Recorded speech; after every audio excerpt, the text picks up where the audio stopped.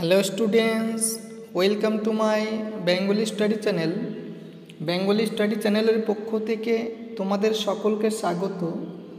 প্রিয় 2025 সালের উচ্চ মাধ্যমিক শিক্ষার্থী বন্ধুরা, আজকের অনলাইন ক্লাসে আমি তোমাদের জন্য উচ্চ মাধ্যমিক ইতিহাসের যে প্রথম চ্যাপ্টার রয়েছে সেই চ্যাপ্টার থেকে একটি গুরুত্বপূর্ণ প্রশ্ন, 8 মার্কের প্রশ্ন তোমাদের শেয়ার করব। এই প্রশ্নটি তোমাদের এবছর অর্থাৎ 2025 সালে যারা উচ্চ মাধ্যমিক পরীক্ষা দেবে তাদের জন্য এই প্রশ্নটি বিশেষ করে টেস্ট এবং ফাইনাল পরীক্ষার জন্য অত্যাধিক গুরুত্বপূর্ণ। তাই তোমরা এই প্রশ্নটি বছরের শুরু থেকেই ভালো করে প্রিপারেশন নাও এবং পড়তে শুরু করো। এবং যারা আর্থিকভাবে দুর্বল, যারা টিউশন পড়তে পারো না, তারা অবশ্যই আমার এই চ্যানেলটিকে ফলো রাখবে, তাহলে তোমরা প্রতিনিয়ত নোট পেয়ে যাবে। সেই প্রশ্নগুলি যদি তোমরা খাতায় টুকে এখন থেকে পড়তে শুরু করো তাহলে তোমরা অবশ্যই সফলতা লাভ করবে। এবং আমি তোমাদের ধারাবাহিকভাবে 8 মার্কের প্রশ্ন বলো, 1 মার্কের এমসিকিউ প্রশ্ন বলো, অতি সংক্ষিপ্ত প্রশ্ন বলো, সমস্ত প্রশ্নই তোমাদের আমি শেয়ার করব।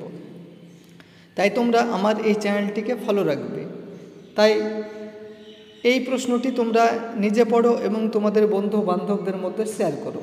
তাই আলোচনা শুরু করার পূর্বেই তোমরা যারা নতুন আমার এই চ্যানেলে ভিডিও দেখছো তারা অবশ্যই আমার এই চ্যানেলটিকে সাবস্ক্রাইব করবে এবং পাশে থাকা বেল আইকন বেলটি প্রেস করে অল নোটিফিকেশন অন করে দেবে, যাতে করে আমার ভিডিও ছাড়ার সঙ্গে সঙ্গে সবার আগে তোমাদের কাছে পৌঁছে যায়। তাই দেরি না করে চলো শুরু করি আজকের মূল আলোচনা। আজকে তোমাদের জন্য আমি 2 নাম্বার প্রশ্ন নিয়ে আলোচনা করব, কারণ এর আগে ভিডিওতে আমি 1 নাম্বার প্রশ্নটি আলোচনা করেছি। যদি কেউ দেখে না থাকো তাহলে আমার চ্যানেলে গিয়ে যে প্লেলিস্ট রয়েছে সেখান থেকে তোমরা 1 নম্বর ভিডিওটি দেখে নেবে। আজকে তোমাদের 2 নাম্বার প্রশ্ন শুরু করছি। মিথ বলতে কী বোঝো? মিথ ও কিংবদন্তির মধ্যে পার্থক্য নির্দেশ করো। 4 + 4 = 8। এই প্রশ্নটিও তোমাদের অত্যাধিক গুরুত্বপূর্ণ। তাহলে তোমরা প্রথমে পয়েন্ট করবে মিথ, পৌরাণিক বা কল্পকাহিনী। পয়েন্ট করে লিখবে মিথ বা পৌরাণিক কাহিনী হলো প্রাগৈতিহাসিক যুগের বিভিন্ন কাহিনী বা ঘটনার বিবরণ, যেগুলির ভিত্তি হলো মানব সভ্যতার উদ্ভবের পূর্বে ঐশ্বরিক জগতে সংঘটিত হওয়া নানান কারণিক ঘটনা। এটি সাহিত্যের সর্বপ্রথম রূপ, যা এক কথায় হলো মৌখিক ইতিহাস। এবারে তোমরা 1 নাম্বার পয়েন্ট করবে বিষয়বস্তু। পৌরাণিক কাহিনী বিষয়বস্তুগুলির মধ্যে থাকে রোমান হরফে 1 নম্বর দিয়ে লিখবে নৈসর্গিক ঘটনাবলী, যেমন কতুপর্যায়, সূর্য চন্দ্রকে নিয়ে কাল্পনিক গ্রন্থকথা ইত্যাদি। 2 নম্বর রোমান হরফ দিয়ে লিখবে দেবদেবী সংক্রান্ত বিষয়, যেমন দেবী দুর্গার কাহিনী, বিভিন্ন দেবতার কাহিনী, দেবতার সাথে মানুষের সম্পর্ক বিষয়ক কাহিনী। এবারে 2 নম্বর পয়েন্ট করবে তোমরা বিষয় বৈশিষ্ট্য। মিথ বা পৌরাণিক কাহিনীর বৈশিষ্ট্যগুলি হলো 1 নম্বর, এগুলি উত্তরাধিকার সূত্রে প্রাপ্ত। 2 নম্বর, এই সকল কল্পকাহিনী প্রাগৈতিহাসিক যুগে মৌখিকভাবে রচিত। 3 নম্বর, মিথ হলো অলৌকিক বা অতীন্দ্রিয় জগতের বিবরণ। 4 নম্বর, কোনো সমাজ ও সম্প্রদায়ের মূল ভিত্তি হলো এইসব পৌরাণিক কাহিনী। এবারে তোমরা 1 নম্বর দিয়ে উদাহরণ দেওয়া পয়েন্ট দিয়ে লিখবে পৃথিবীতে বহু পৌরাণিক কাহিনী রয়েছে, যার মধ্যে কয়েকটি হলো 1 নম্বর হিন্দু পৌরাণিক কাহিনী, যেমন দেবী দুর্গার কাহিনী। বাইবেলের পৌরাণিক কাহিনী, যেমন নোয়ার কাহিনী। 3 নম্বর গ্রিসের পৌরাণিক কাহিনী, যেমন দেবরাজ জিউসের কাহিনী। 4 নম্বর রোমের পৌরাণিক কাহিনী, যেমন রোমলাসের জীবন কাহিনী ইত্যাদি। এবারে তোমরা পয়েন্ট করবে কিংবদন্তি ও পৌরাণিক কাহিনী মিথ মধ্যে পার্থক্য। পৌরাণিক কাহিনী ও কিংবদন্তিগুলির চরিত্রগুলির মধ্যে বেশ কিছু বিষয়ে মিল বা সাদৃশ্য থাকলেও কিছু কিছু বিষয়ে বৈসাদৃশ্য বা পার্থক্য লক্ষ্য করা যায়। এই পার্থক্যগুলি হলো 1 নম্বর রচনার সময়গত পার্থক্য। পয়েন্ট করে তোমরা লিখবে প্রাগৈতিহাসিক যুগে রচিত, কিন্তু বিভিন্ন কিংবদন্তির পথ চলা শুরু হয় পৌরাণিক কাহিনী পরবর্তীকালে। 2 নম্বর পয়েন্ট করবে কালপঞ্জিগত।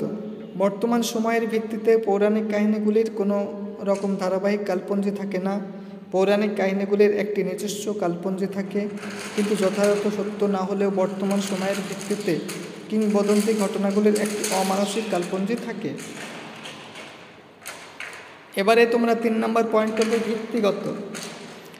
ধর্মের ওপর ভিত্তি করে পৌরাণিক কাহিনীগুলি রচিত হয়, যেমন পৃথিবী কিভাবে সৃষ্টি হয় বা মানুষের সৃষ্টি কিভাবে হয় ইত্যাদি। ধর্মীয় দৃষ্টিভঙ্গিতে পৌরাণিক কাহিনীগুলি তার ব্যাখ্যা দেয়, কিন্তু কিংবদন্তি কাহিনীগুলি সামাজিক ও সাংস্কৃতিক ভিত্তির ওপর রচিত হয়। কোনো না কোনো দেশের সমাজ ও সভ্যতার উপর ভিত্তি করে কিংবদন্তি কাহিনীগুলি তৈরি হয়। এবারে বি নাম্বার দিয়ে তোমরা লিখবে প্রধান চরিত্রের পার্থক্য।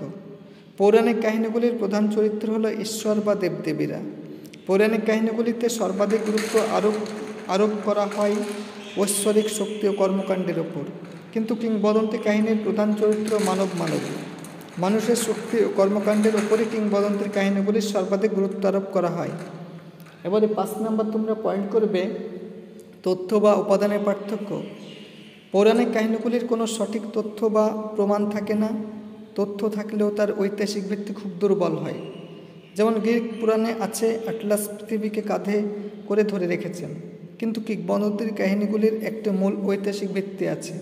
যেমন মহাভারত মহাকাব্যে শ্রীকৃষ্ণ চরিত্রটির সম্পর্কে বহু অবিশ্বাস্য কাহিনী প্রচলিত থাকলেও দ্বারকাতে শ্রীকৃষ্ণ বসে একজন ব্যক্তি বাস্তবে ছিলেন। 6 নম্বর পয়েন্ট করবে বিষয়বস্তুর পার্থক্য। পৌরাণিক কাহিনীগুলিতে প্রাকৃতিক জগতের বিবরণ দেওয়ার সময়ও উপমা ব্যবহার করে অতীতের বর্ণনা দেওয়া হয়। কাহিনীর প্রয়োজনে অতীত সংস্কৃতির সঙ্গে ঈশ্বরকে যুক্ত করা হয়। অপরদিকে কিংবদন্তিতে কোনো অতীত সংস্কৃতির একটি অসামান্য চরিত্র থাকে।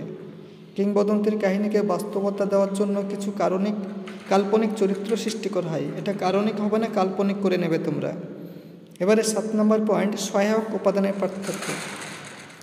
পৌরাণিক কাহিনীকে এগিয়ে নিয়ে যাওয়ার জন্য সহায়ক উপাদান হিসেবে উপমা ব্যবহার করা হয়।